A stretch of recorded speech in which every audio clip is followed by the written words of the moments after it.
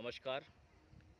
आप सभी लोगों के बीच में एक विशेष मूल्य को लेकर, मूल्य इसलिए बोल रहा हूँ कि उसका बहुत महत्व है और वो हर किसी मूल्य से बहुत ज़्यादा महत्वपूर्ण रखता है। आज मैं बात कर रहा हूँ युवाओं के ऊपर। कल मैं गुलाब कोठारी जी के एक संवाद कार्यक्रम में जुड़ा था और उन्होंने युवाओं के लिए बहुत सारी प्रेरणादायी ऐसी बातें बताई जिनका मानवीय जीवन में बहुत महत्वपूर्ण योगदान है।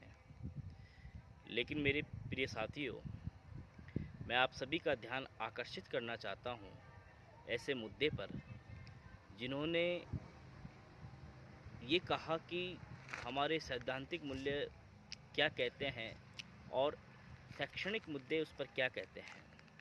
आज जिस कसौटी पे युवा अपने मार्ग से विचलित होता हुआ नज़र आ रहा है, वह एक आबादी का बहुत बड़ा हिस्सा है और जिसमें अपराध भी हैं और क्षमा भी है।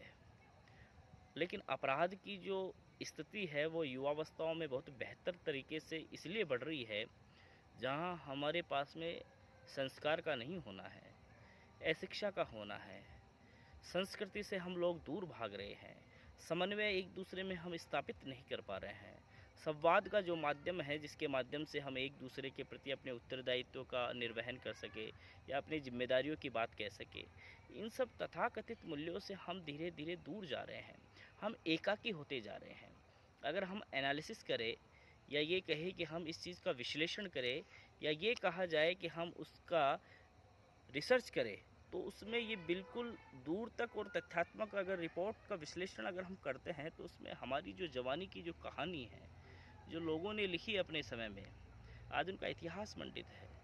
और उस ज़माने को देख करके इस ज़माने में जब हम जी रहे हैं, जब हमारी आबादी 130 करोड़ लोगों की है, तथाकथित उस ज़माने की बात कर रहा हूँ जब महाभारत कालीन युग हुआ करता था, उससे पहले आदि मानव सभ्यता हुआ करती थी।